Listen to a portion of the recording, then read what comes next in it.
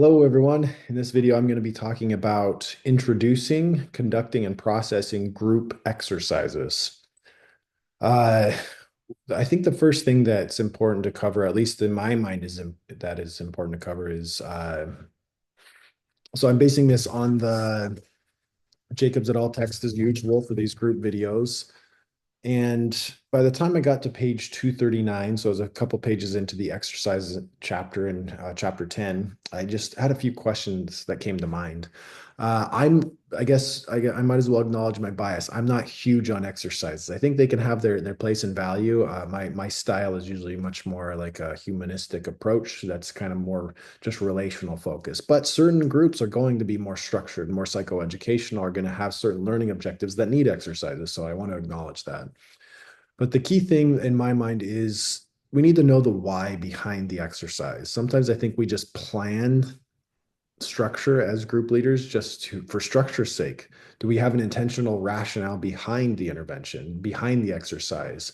What's the key outcome that we're hoping for from performing it? If we don't have an answer to that, that's a problem.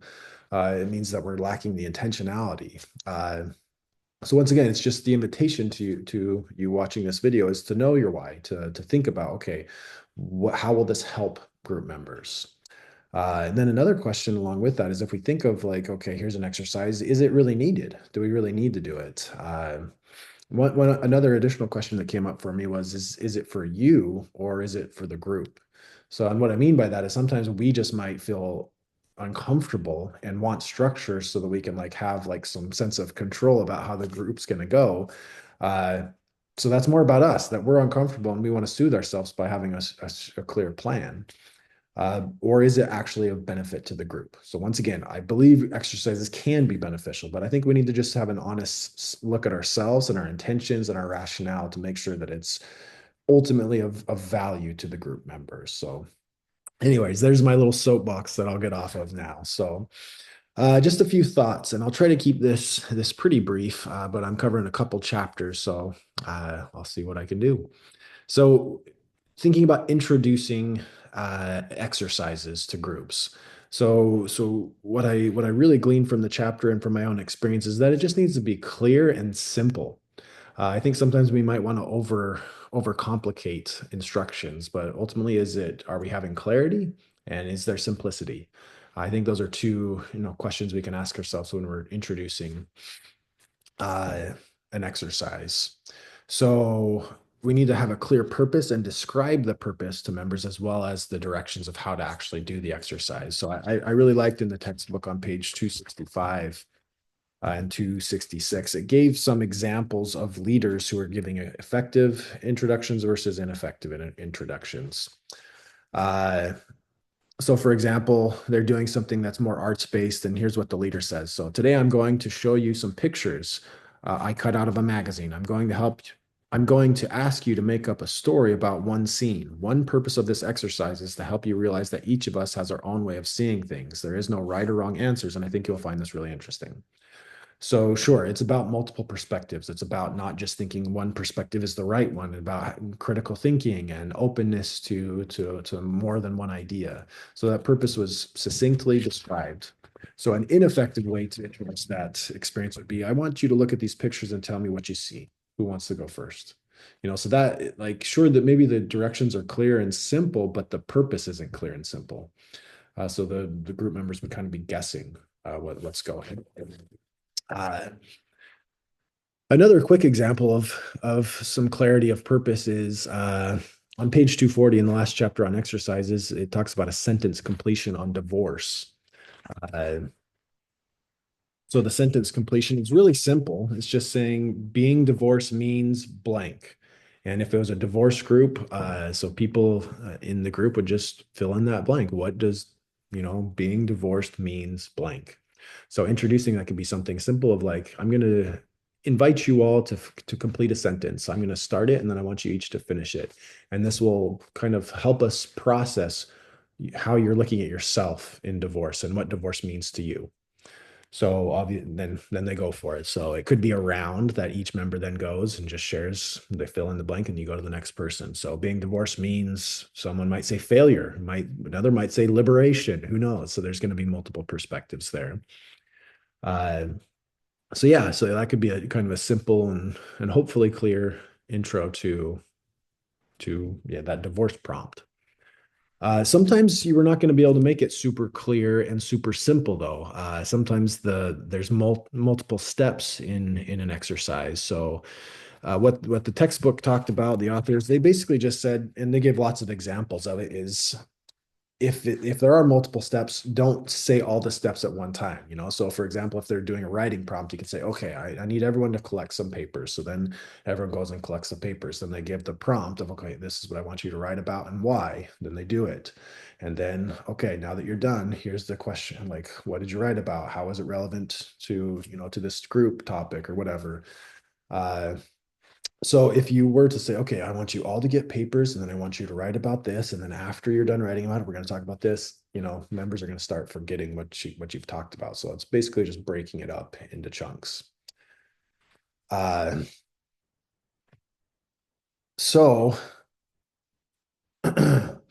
anyways, that's so if there needs to be more complexity or multiple steps, then that's one way to go about it. So the next few comments are just a few ideas on, you know, introducing topics, just kind of basic considerations there. So one is the time frame. It seems really simple to make sure that you're clear on how much time the group's going to be doing the exercise, but sometimes that small detail can be missed. Honestly, been there, done that is what I wrote in the book actually, because I've even just recently, I had a group breakout into breakout rooms in Zoom, and I didn't tell them the time frame. So they're like, "Oh wait, what the heck? How long are we in this for?"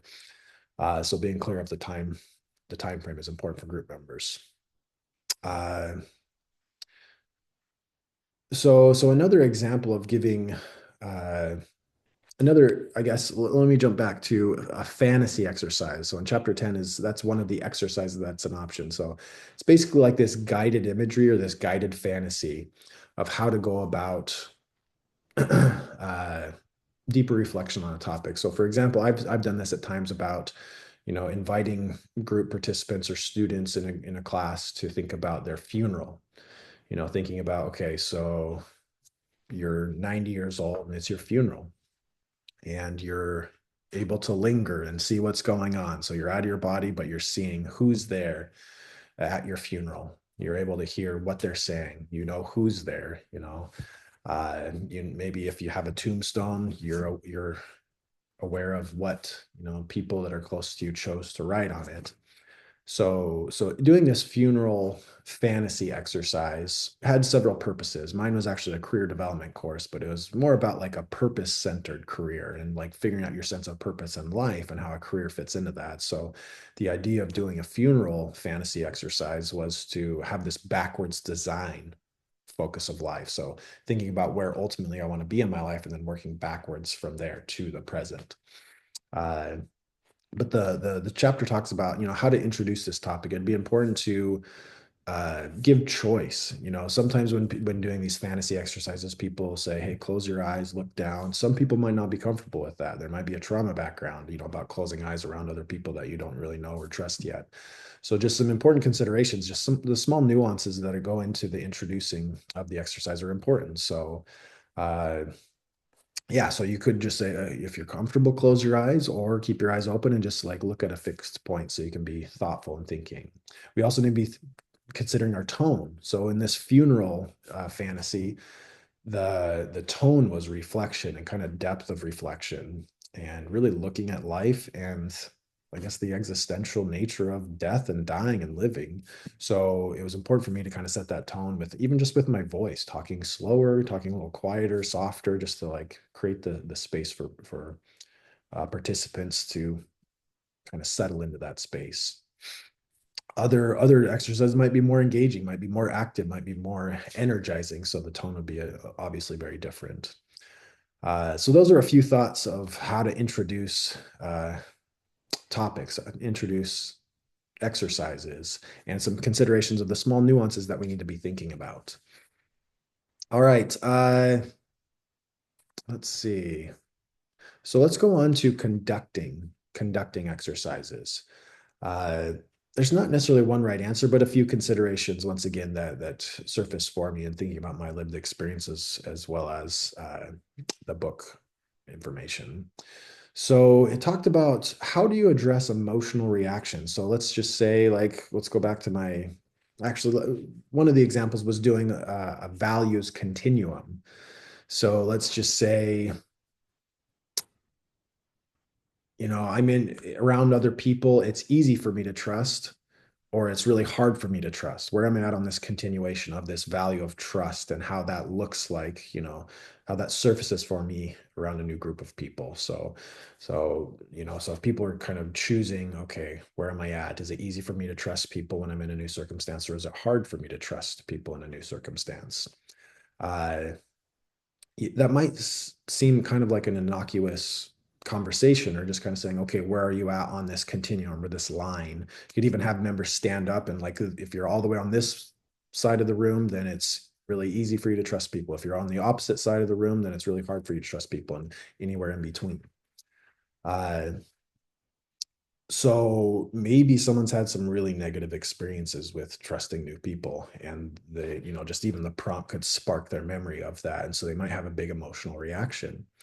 It could be weeping, it could be anger, it could be a lot of different things. So I appreciated how the book gave a few ideas of how to address that. So you could obviously just kind of stop the exercise and process whatever's coming up for that individual. Another option would be that you break into dyads so everyone can talk about where they were at on that values continuum, and you could pair up with the person who had the bigger emotional reaction so you can kind of check in with them of what's going on. Sometimes you could just acknowledge, like, hey, I see that you're having a big reaction, that it's really bringing up something that you're angry about, and we need to make space for that. We're going to finish this exercise and then we'll make sure to circle back to you. Something like that could be important.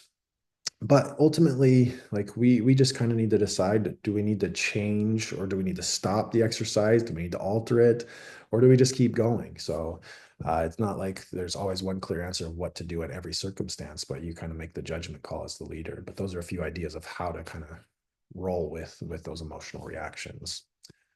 Uh, One other thought is, sometimes when you're doing exercises, let's just say a dyad, and you're talking about, let's go back to the divorce topic. So maybe you're processing divorce and what it means to each member in the group. So then you break into dyads. There's on pages 276 to 277, it talks about the pros and cons of the leader actually being paired in a dyad. We've read about this in the past and talked about it. Like, sometimes if there's one person that you want to check in with, then yeah, you might pair up with them. But in general, it's something to think about too. Do I want to participate in these exercises? There can be pros and cons. Sometimes participating can mean that you're kind of getting in the way, or that members won't be as honest. There could be a lot of different reactions, or you might not have the opportunity to kind of just sit and observe and listen and kind of gauge where the group is at as more of a whole. You'd be more fixed on just one individual. But being a group participant, or excuse me, a dyad participant, can be beneficial at times, because you could kind of show your humanness as the leader. Maybe if they've been experiencing you as aloof and disconnected, it might be a way to feel more engaged and kind of see you as more on a human level. Like we've already talked about, you can connect with a specific member if you need to. So yeah, there can be pros and cons. So you need to kind of gauge how your participation could be helpful or not. And we won't always know, and have a clear idea of, like, oh, for sure it'll play out as in a positive way if I'm in the dyad experience. Maybe it wouldn't, but just, it's, once again, a lot of the book are providing ideas of what to do, but then ultimately it's the art form of counseling is figuring out when to apply them and how to best do that. So just a few things to consider there.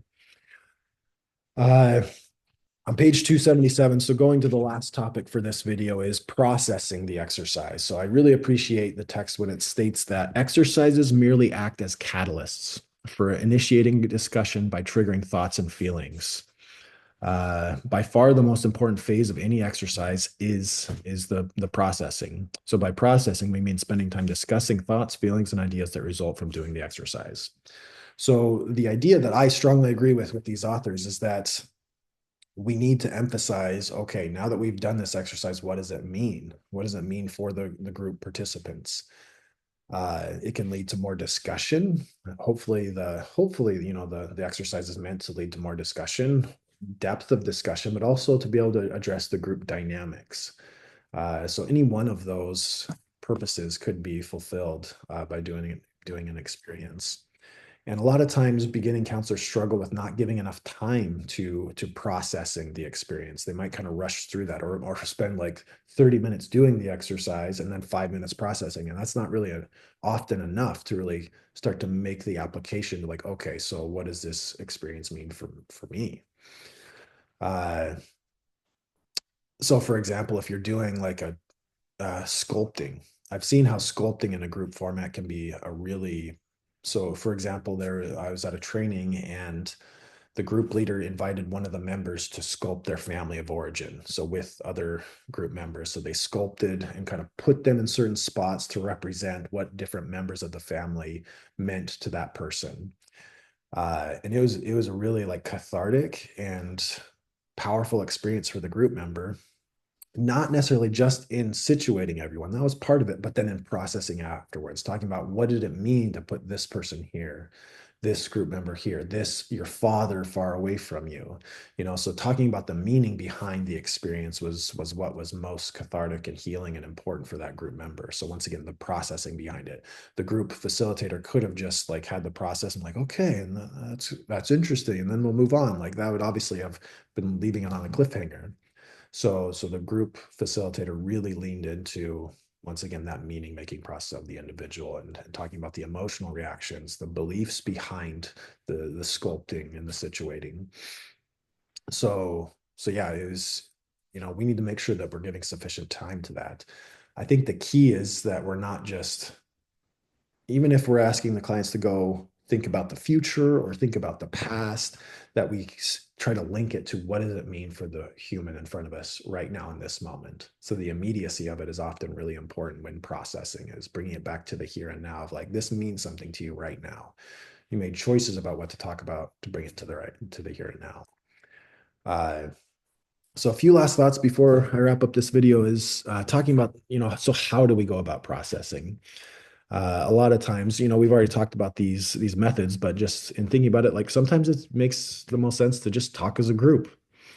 So just using those active listening and group facilitation skills to let the group kind of make sense of what the experience was like. So linking, deepening one individual person, feeling reflections, whatever it is, to just kind of help the group as a whole process it. Sometimes it's important to do a round, maybe on like a scale of 1 to 10, with 10, this experience was really effective and helpful to you, and 1 is really ineffective and wasn't helpful at all to you. Where are you on that scale? And then letting everyone have a chance to scale their number and then checking in on the various experiences. Could be dyads. Maybe you check in with and just have them talk with each other about what was meaningful to them from doing dyads. Maybe it's even just a writing prompt where they can reflect first and then come back together as a group. Usually, though, at some point, the whole group is coming back to process, though, so that they can make sense of it in the here and now of the group. I hope it's been clear, and I think I've made this connection over and over again already, but I think with exercises, we really, really need to make sure that there's relevance to where the participant is, where the group member's at in the moment. So for example, on page 283 on time spent discussing the actual exercise, uh, the whole paragraph there basically is just saying that so you might, beginning counselors, group counselors might make the mistake of just processing, oh, what was it like? Oh, it was uncomfortable to be doing this exercise. It was scary, like, but they're still just talking about the exercise, not translating it to the relevance that it has for them on a personal meaning level. So make sure that you're consistently making the shift back to, okay, so we did this exercise for a purpose, and what's the personal relevance to each member as well as the group as a whole. Okay. So obviously there's a few thoughts that I had written down from the chapter still, but I think they're principles that have been addressed in other videos. For example, it talks about, should we focus just on one individual when we're processing, or should we have the group dynamic? So that once again, that's focusing on the individual or focusing on the group as a whole. Is it focusing on a topic or switching topics? So those are, once again, still relevant skills that we're building on to what we've already talked about in these videos. I think one that I've already addressed a little bit, but it talks about in this video is like, okay, so we're asking clients to bring in pictures of their childhood or talking about family of origin issues, that once again, we need to make the link to the present. I think that's one of the key things that I hope you get from this video is that, is there a clear purpose for why you're doing the experience? Is there clarity and simplicity of how you're introducing it, how you're implementing it? But then is there, once again, a wraparound back to why does this actually matter? What's the personal significance for the members in the here and now, the purpose for why they're in that group?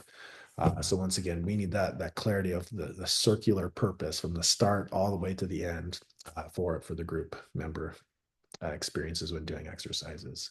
So hopefully those are a few helpful thoughts as you're looking into these ideas of introducing, conducting, and processing exercises. Thanks.